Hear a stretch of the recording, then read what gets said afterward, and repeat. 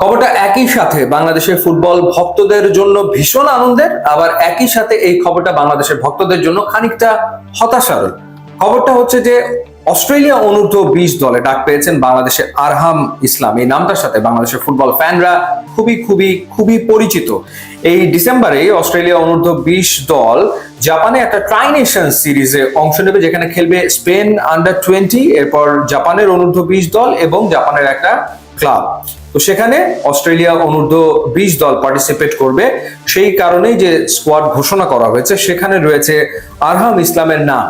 এই আরহাম ইসলাম বাংলাদেশে এসেছিলেন 2024 সালে।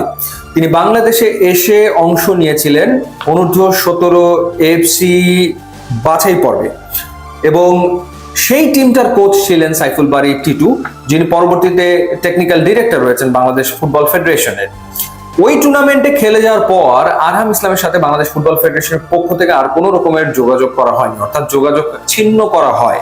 কারণ এরপর বাংলাদেশ আন্ডার-19 টিম বিভিন্ন টুর্নামেন্টে পার্টিসিপেট করেছে এবং সবশেষে আমরা দেখেছি যে বাংলাদেশ অনূর্ধ্ব-23 দল এফসি এশিয়ান কাপের বাছাই পর্বও খেলেছে।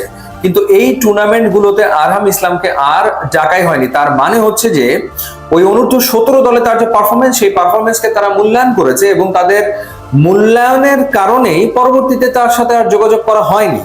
অথচ দেখা গেল সেই আরহাম ইসলাম এখন খেলছেন বা খেলবেন অস্ট্রেলিয়ার অনূর্ধ্ব-20 দলে।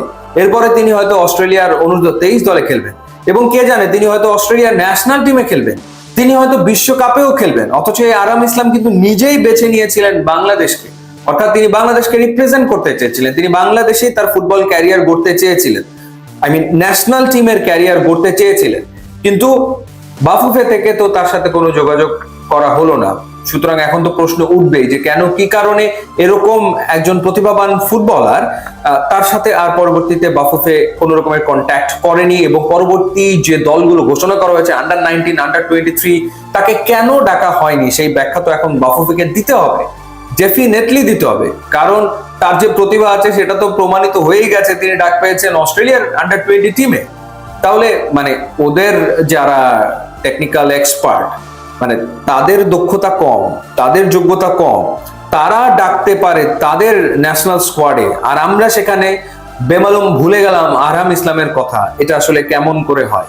সুতরাং এই ব্যাখ্যাটা তো দিতে হবে। এখন আমি জানি না যদি একবার অস্ট্রেলিয়ার হয়ে খেলা শুরু করে দেন আরহাম ইসলাম, সেই ক্ষেত্রে তাকে আর বাংলাদেশে পাওয়া যাবে কিনা বা বাংলাদেশের জার্সিতে তিনি আর খেলতে পারবেন কিনা। যদি সুযোগ থাকে অবশ্যই তার সাথে বাফুফের যোগাযোগ করা উচিত এবং সে যাতে খেলতে পারে বাংলাদেশের জার্সিতে আন্ডার-23-তে কিংবা ন্যাশনাল টিমে, সেই ব্যবস্থা বাংলাদেশ ফুটবল ফেডারেশনের কিন্তু করা উচিত বলে আমার কাছে মনে হয়। ইউটিউব, ইনস্টাগ্রাম লিঙ্ক আছে, আপনারা যোগ দিলে খুবই খুশি হবো। And thanks for watching.